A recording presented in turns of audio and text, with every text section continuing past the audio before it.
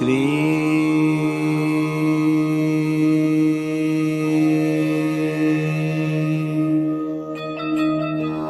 बाबा स्वामी नमो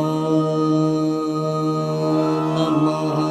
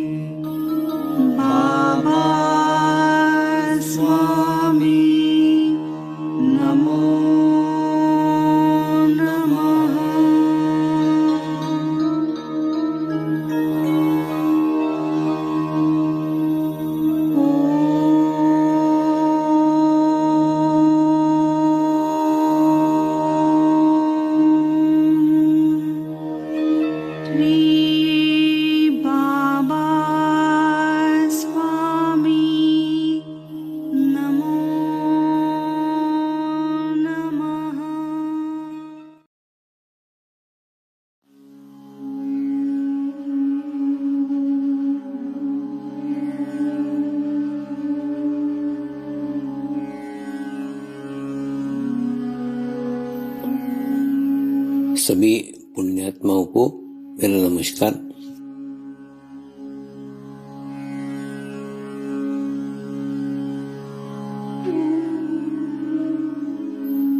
गुरुर्ब्रह्मा गुरुर्विष्णु गुरुर्देवो महेश्वरा गुरु साक्षात् परब्रह्म तस्मै श्री गुरुवे नमः।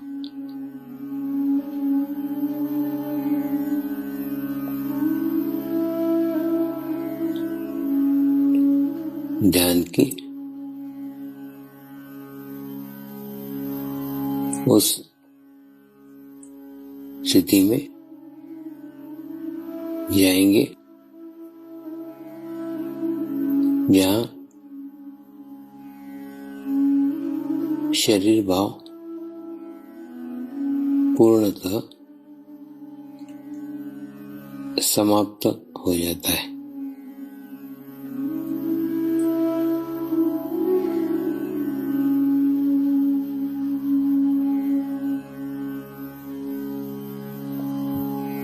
अपने पूरे शरीर को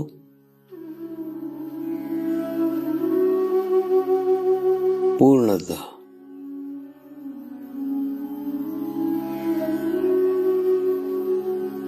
शिथिल छोड़ देंगे, एकदम रिलैक्स हो जाइए।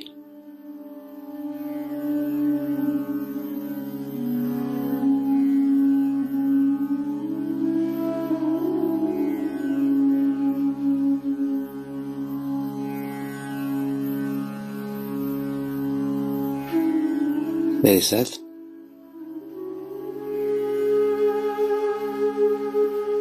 मंत्र का उच्चारण करेंगे।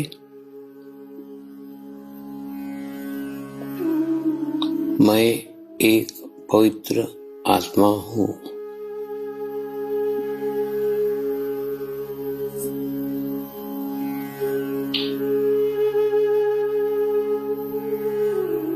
मैं एक शुद्ध आत्मा हूँ।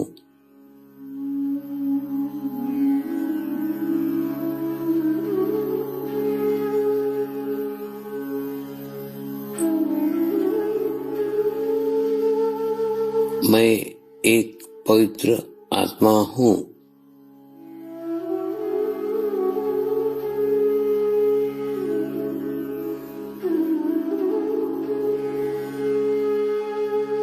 मैं एक शुद्ध आत्मा हूँ।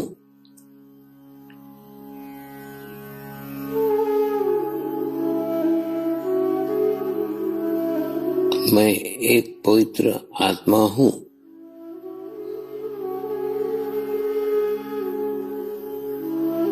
मैं एक शुद्ध आत्मा हूँ।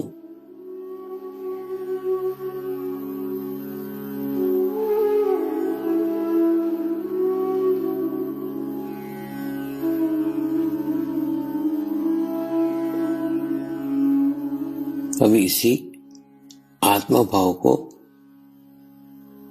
बनाए रखते हुए गुरु मंत्र का उच्चारण करेंगे।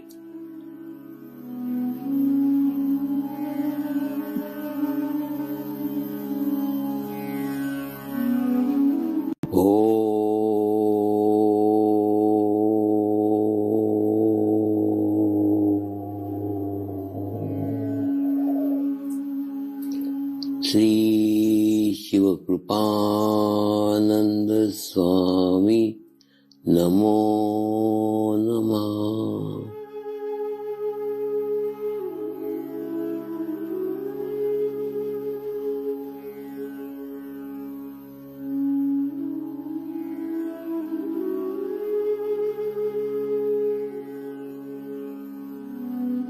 ओम श्री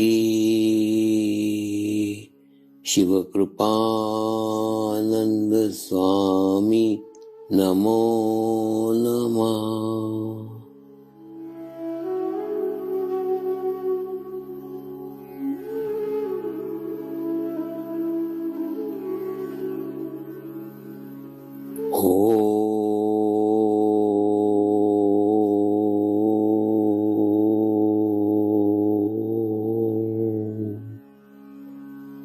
श्री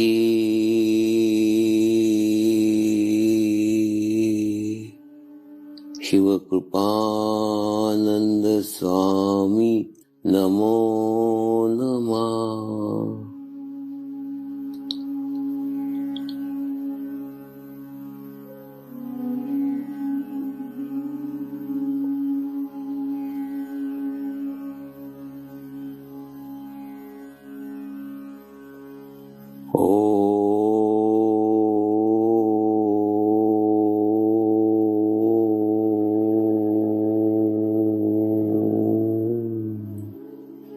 श्री शिव कृपानंद स्वामी नमो नमः।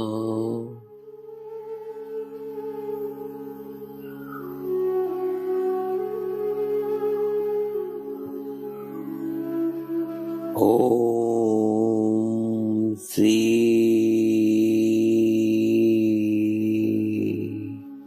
शिव कृपानंद स्वामी नमो नमः।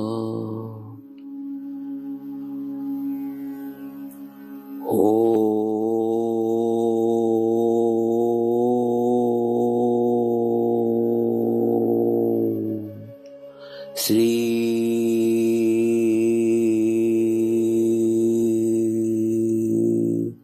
शिव कृपानंद स्वामी नमो नमः।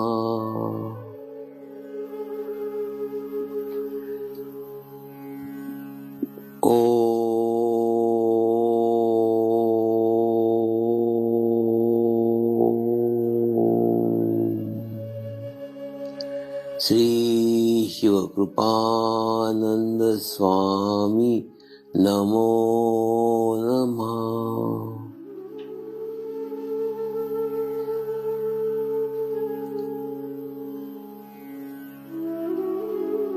ओम श्री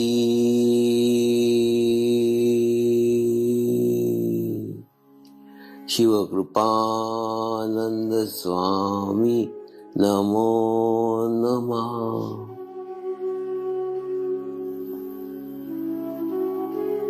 ओम श्री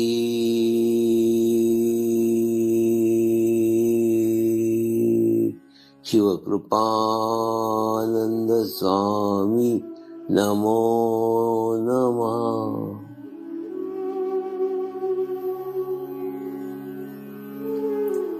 अब आप अपना चित्त सहस्त्रार पे रख के थोड़ी देर के लिए ध्यान में जाएंगे।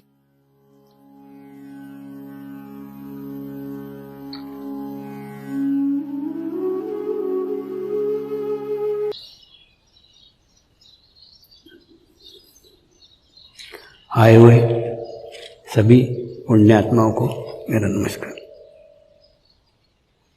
आज महाशिवरात्रि के पावन पर्व पर हम सभी गहन ध्यान अनुष्ठान के समापन समारोह में इतनी बड़ी सामूहिकता में, इतनी बड़ी संख्या में एकत्र हुए हैं। इस गहन ध्यान अनुष्ठान की विशेषता है कि ये गहन ध्यान अनुष्ठान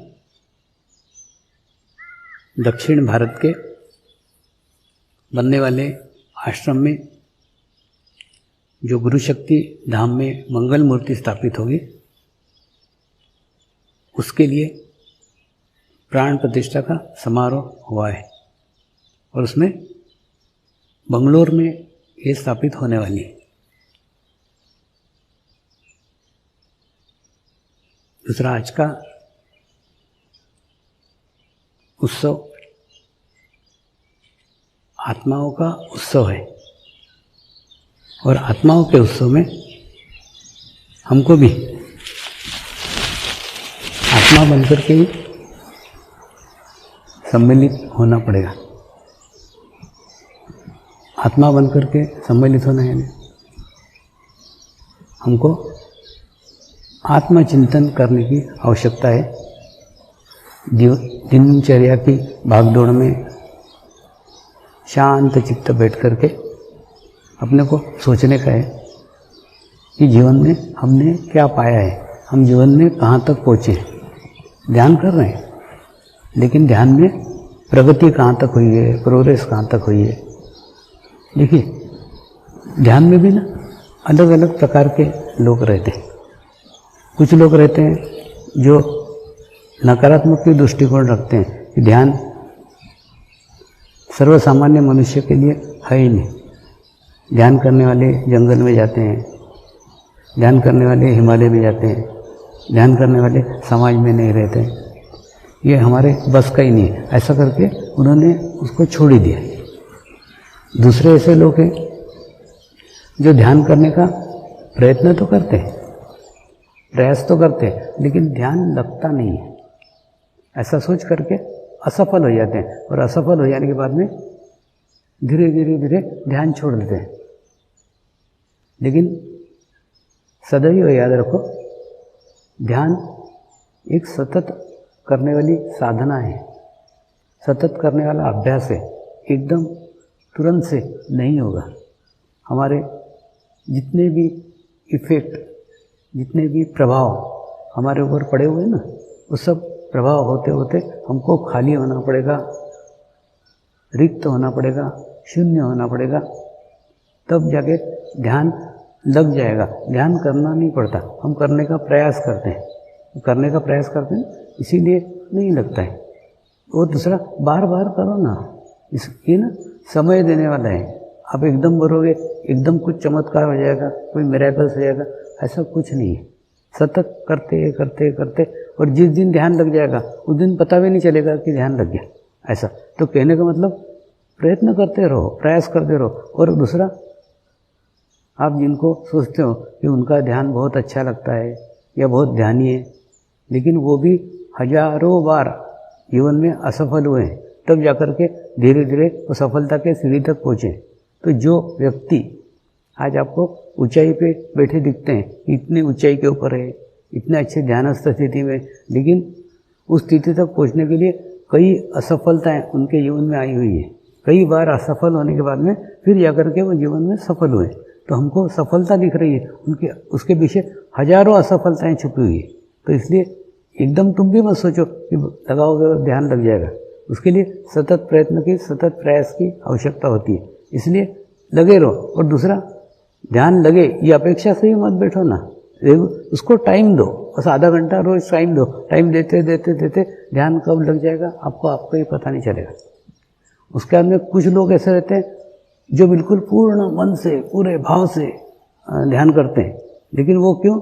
क्योंकि उनकी कोई प्रॉब्लम रहती है, उनकी कोई समस्या रहती है। जब खूब बड़ी समस्या आती है, खूब बड़ी प्रॉब्लम आती है, फिर एकदम जी जान से उसके ऊपर लग जाते हैं, और उसके बाद में जैसे ही वो समस्या हट जाती है, ध्यान खुद ब खुद छूट जाता है, क्योंकि किसी पर्पस से, किसी उद्देश्य से ही ध्यान करने का शुरू किया है कि ये मेरा उद्देश्य है।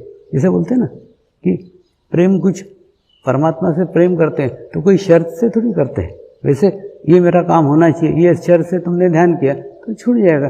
तो उसके बाद में जैसे बोलते छप्पर लगे फटने तो प्रसाद लगे बटने, माने उनके ऊपर जब संकट आता है, उनके ऊपर जब परेशानी आती है, तब जाकर के वो ध्यान करने लगते हैं और पूर्ण एकाग्रता से करेंगे, लेकिन वो बाद में उनका भी छूट जाता है। और चौथे और कैटेगरी के लोग हैं, पहली बात तो ध्यान से कुछ अच्छा हो सकता है, ये उनका विश्वास ही नहीं, बहुत ज़्यादा बुद्धिवादी है।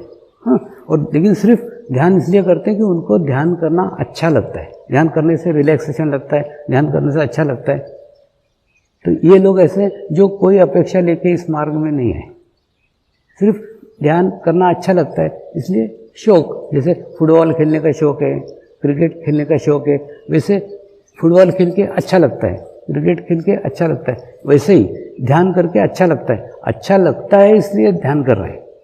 तो ऐसे लोग काफ़ी अच्छी स्थिति में इस गहन ध्यान में, अनुष्ठान में पहुँचे हैं। यानी खूब सारे लोग ऐसे हैं जो एकदम कर्म मुक्त अवस्था तक पहुँचे इस ध्यान के स्थिति के अंदर, ये ध्यान के अनुष्ठान के अंदर। क्यों? ये अनुष्ठान विशेष था। इसके 1 साल पहले से सबका संबंध सूक्ष्म शरीर के साथ था, स्थूल शरीर को देखा ही नहीं। तो ऑटोमेटिकली क्या हुआ, सूक्ष्म से संबंध हो गया, और संबंध करते करते प्रगाढ़ संबंध हो गया। 1 साल तक सूक्ष्म पे ध्यान करने की आदत सी लग गई। तो इसी कारण एक अच्छा बैकग्राउंड, एक अच्छा माहौल, एक अच्छा वातावरण इस गहन ध्यान अनुष्ठान में साधकों को मिला था, और उसी का उन्होंने फायदा लिया। और उसके बाद में इस गहन ध्यान अनुष्ठान में वो उस स्थिति तक पहुँचे जिसको कर्म मुक्त अवस्था कहते हैं। कर्म मुक्त अवस्था यानी कोई कर्म साथ में रह ही नहीं गया, शून्य का स्थिति प्राप्त हो गया, उसी को दूसरी भाषा में मोक्ष का स्थिति कहते हैं। ऐसी स्थिति कई साधकों को प्राप्त हुई है। अब आप आपका अवलोकन करो कि आप किस साधकों के श्रेणी में आते हो। देखिए क्या होता है, मुझे इस गहन ध्यान अनुष्ठान में आपके पास, आपके करीब जाने का, एक एक पे ध्यान रखने का, एक एक के स्थिति देखने का अवसर मिलता है। खूब करीब से देखता हूँ, खूब करीब से जानता हूँ। उसके बाद में होता है ना, कई साधकों को लगता है स्वामी जी आपका इतना अच्छा हो रहा है, आपका इतना अच्छा आभामंडल है, तो हमारा आभामंडल इतना अच्छा क्यों नहीं हुआ, हमारा ओरा इतना अच्छा क्यों नहीं हुआ। मेरे को इसका एक ही उत्तर लगता है। इसके ऊपर मैंने भी चिंतन किया है, मैं भी सोचता हूँ क्या कारण है कि इनका स्थिति अच्छा नहीं हो पा रहा है, इनकी आध्यात्मिक प्रगति नहीं हो पा रही।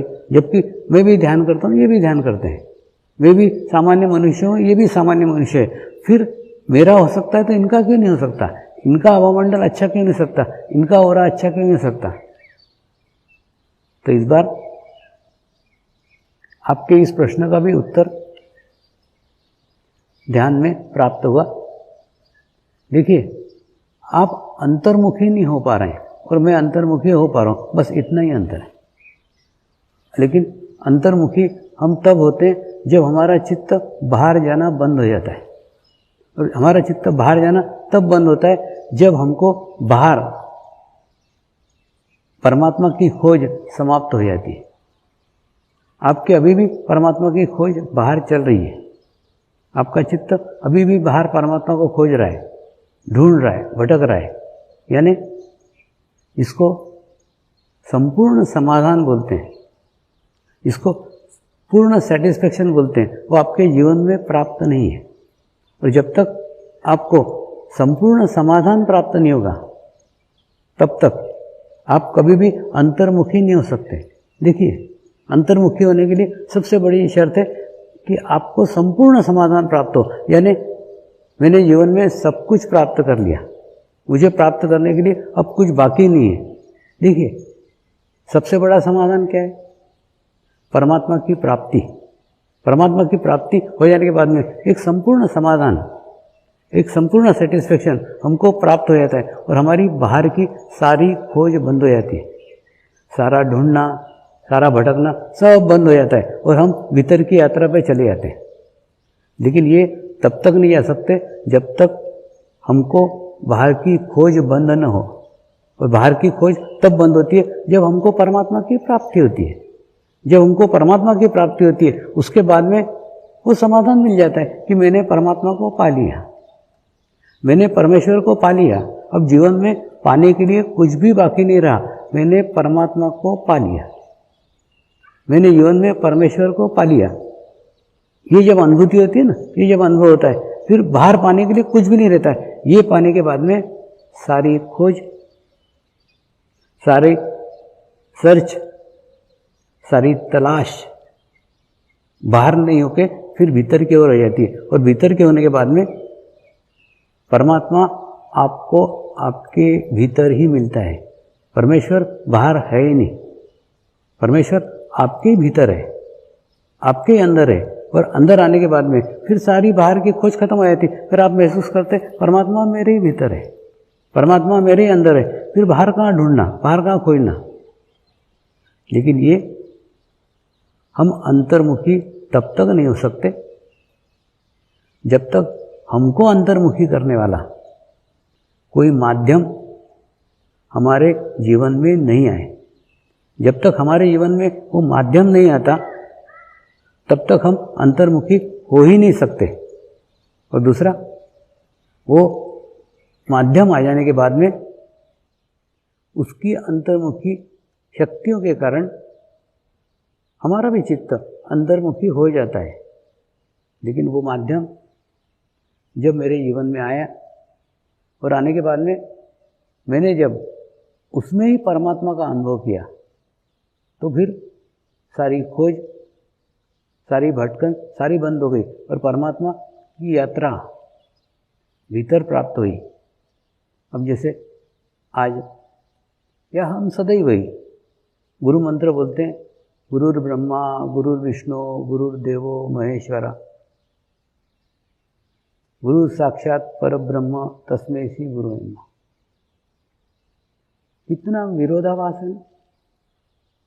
इधर गुरु एक शरीर है और उसको परब्रह्म कह रहे हैं। ये दोनों बातें विरोधाभास नहीं लगती। गुरु एक शरीरधारी है और वो शरीरधारी कोई साक्षात परमात्मा बोल रहे हैं, साक्षात परमेश्वर बोल रहे हैं। तो ये क्या सत्य है, इस मंत्र का क्या अर्थ है, ये मैंने शिव बाबा के सानिध्य में ही जाना। गुरु साक्षात परब्रह्म क्यों कहते हैं वो जाना, गुरु को परमात्मा क्यों कहते हैं वो जाना। देखिए, गुरु ब्रह्मा इसलिए कि वो आपको आत्मा का साक्षात्कार देता है, यानी आत्मा का जन्म उसके माध्यम से होता है, इसलिए वो ब्रह्मा है। और उसके बाद में उस आत्मा को विकसित होने के लिए, आत्मा को वृद्धिगत करने के लिए, आत्मा की आध्यात्मिक प्रगति करने के लिए वो आत्मा को एक विशेष वातावरण निर्माण करता है। आपके आसपास ऐसा हवामंडल तैयार करेगा, आपके आसपास एक ऐसा ओरा निर्माण करेगा ताकि आपको ध्यान के लिए एक उचित वातावरण मिल सके और उसके बाद में आपकी ध्यान में प्रगति हो सके, ध्यान में प्रोग्रेस हो सके। और महेश इसलिए कि आपके पूर्व जन्म के कर्म जलाता है, काटता है, इसलिए वो महेश्वर भी है। और दूसरा, गुरु को शरीर होते हुए भी परम ब्रह्म क्यों कहा गया है। गुरु का शरीर परमात्मा नहीं है। गुरु के शरीर से पहने वाला परम चैतन्य परमात्मा है, वही गुरु तत्व है। हमारा ध्यान गुरु के शरीर के ऊपर नहीं होना चाहिए, हमारा ध्यान गुरु के भीतर से बहने वाले गुरु तत्व पे होना चाहिए, उस परम चैतन्य पे होना चाहिए, तब जाके साक्षात परब्रह्म की अनुभूति होगी। और जब तक हमारा चित्त उस ओर नहीं जाता, जब तक हम गुरु के शरीर को देखते हैं, गुरु ने कौन से कपड़े पहने हैं, गुरु दाढ़ी वाला है क्या बिना दाढ़ी वाला है, बाल सफ़ेद है क्या काले हैं, उसका रंग गोरा है क्या काला है, वो ऊंचा है क्या नीचा है। अरे बाबा, ये सब शरीर के भेद हैं। हिमालय में अनेकों गुरुओं के सानिध्य में रहा, लेकिन कभी भी गुरु चरण के ऊपर दृष्टि गई ही नहीं। उसके कारण गुरु के शरीर के भेद, गुरु के शरीर के अलग अलग प्रकार कुछ पता ही नहीं चले, क्योंकि गुरु के शरीर पे कभी चित्त रहता ही नहीं था। गुरु के भीतर से बहने वाले चैतन्य पे सदैव चित्त रहता था, और चैतन्य समान था, चैतन्य एक जैसा था। देखिए, ये चैतन्य पे चित्त तब जाता है जब हमारे अंदर आध्यात्मिक प्यास लगी हुई हो। अगर आध्यात्मिक प्यास लगी है ना, तो फिर शरीर पे चित्त जाएगा ही नहीं, सीधा चित्त उस शरीर से बहने वाले परम चैतन्य पे ही जाएगा। पूरा चित्त, पूरा अटेंशन वहीं जाएगा। और अगर नहीं लगी है तो फिर आप ये सब बाकी बातों को ध्यान देंगे, महत्व देंगे। देखिए, जैसे किसी व्यक्ति को खूब प्यास लगी है और बिल्कुल पानी के बिना मरा जा रहा है, तो ऐसे व्यक्ति को आप कोई भी पानी पिलाओ, फिर वो नखरे नहीं करेगा कि मेरे को नल का ही पानी चाहिए, मेरे को बॉटल का पानी नहीं चाहिए, मेरे को कुएं का पानी चाहिए, मेरे को नदी का पानी नहीं चाहिए। नदी का पानी हो, कुएं का पानी हो, बॉटल का पानी हो, नल का पानी हो, कोई भी पानी हो, सभी पानी प्यास बुझाते हैं। बिल्कुल ठीक ऐसा ही गुरु का आकार, गुरु का रंग, गुरु का वेश कोई मायना नहीं रखता। मायना रखता है भीतर से बहने वाला चैतन्य। अगर आपका चित्त उस भीतर से बहने वाले चैतन्य पे है, तो आपको इन सब बातों की ओर ध्यान जाएगा ही नहीं। इसीलिए कहते हैं, गुरु सानिध्य में सबसे बड़ा उपयोग यही है कि आप गुरु के आकार को मत देखो, गुरु के रूप को मत देखो, गुरु के भीतर से बहने वाले चैतन्य को देखो। उस चैतन्य पे ही आपका चित्त होना चाहिए, आपका अटेंशन होना चाहिए। और आज महाशिवरात्रि के दिन आत्मा का एहसास करने की आवश्यकता है। अपने भीतर एक आत्मा भी है, इसका भी अनुभव करने की इच्छा है। और जब उधर आप चित्त डालेंगे तो धीरे धीरे आपकी आत्मा सशक्त हो जाएगी, स्ट्रांग हो जाएगी, मजबूत हो जाएगी। कई लोगों को लगता है ना कि स्वामी जी, गुरु दीक्षा इसका क्या महत्व है, वो दिन का क्या महत्व है, वो पूजा का क्या महत्व है। देखिए, जैसे हम सूर्य की गर्मी, सूर्य की ऊर्जा प्रत्येक मनुष्य महसूस करता है। सूरज है ना, सूरज उगता है, उगने के बाद में सबको प्रकाश देता है, सबको ऊर्जा देता है। हाँ, जिसने दरवाजे खिड़कियाँ बंद कर रहे हैं उसकी बात अलग है। बाकी जिसने भी अपने दरवाजे खिड़कियाँ खोली है, उनके घर में सूरज का प्रकाश आता है, सूरज की ऊर्जा आती है, प्रत्येक मनुष्य मात्र को आती है।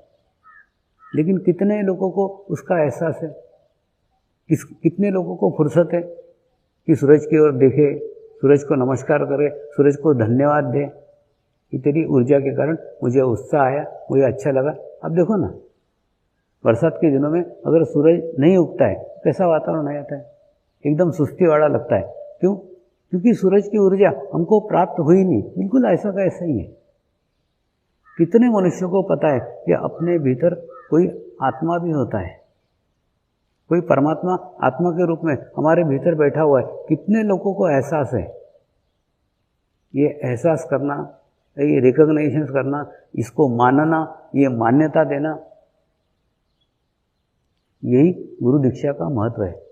गुरु तो सूरज की तरह सबको प्रकाश देगा, सबको ऊर्जा देगा, सबको एनर्जी देगा, लेकिन आपने उसको जाना क्या कि उसकी एनर्जी मुझे मिली है, उसकी ऊर्जा मुझे मिली हुई है। ये मिलना, ये जानना, इसको रिकॉग्निशन करना, उसको मान्यता देना, देखिए वो तो एक साइडेड है। जैसे सूरज सबको ऊर्जा देता है एक तरीका, लेकिन तुम उससे कितनी ऊर्जा लेते हो वो तुम्हारे ऊपर है। तो उसकी मान्यता मानना कि सचमुच गुरु से मुझे गुरु दीक्षा मिली है, गुरु से मुझे आत्म साक्षात्कार मिला है, गुरु से मुझे आत्मा अनुभूति मिली है, और गुरु से मुझे अंतर्मुखी शक्तियाँ प्राप्त हुई है। और अंतर्मुखी शक्तियाँ प्राप्त होने के बाद में मेरी भीतर की यात्रा प्रारंभ हो गई है, और परमात्मा को मैंने अपने भीतर ही अनुभव किया है। इस बात को मानना, इस बात की मान्यता देना, ये सब गुरु दीक्षा के कारण होता है। गुरु दीक्षा वो माध्यम है जिस माध्यम से हम इन सब चीज़ों को मान्यता देते हैं। मानने पे ही सब कुछ है ना। देखिए, आध्यात्म की शुरुआत ही मानने से होती है।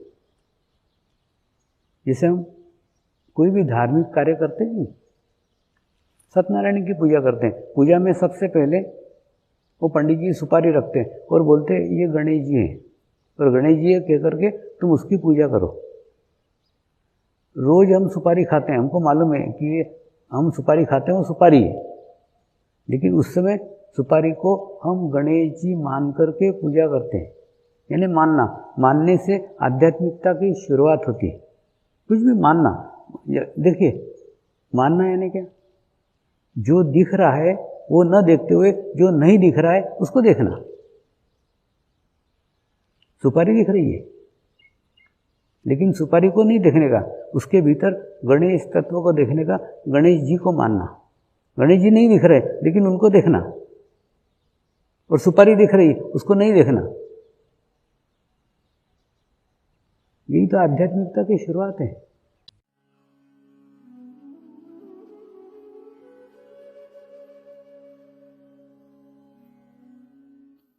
अब हम प्रार्थना करेंगे सभी आत्माओं की आत्म उन्नति हो, आध्यात्मिक प्रगति हो। यही हमारी प्रभु से प्रार्थना है।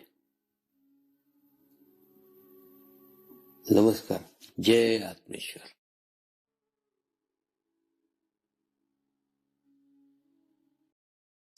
शांति पाठ करेंगे। ओम द्यो शांति अंतरिक्षगम शांति पृथ्वी शांति रापः शांतिरौषधयः शांति वनस्पतयः शांति विश्वे देवाः शांति ब्रह्म शांति सर्वगं शांति शांतिरेव शांति क्षमा शांतिरेधि। ओम शांति शांति शांति सर्वारिष्ट सुशांतिर्भवतु।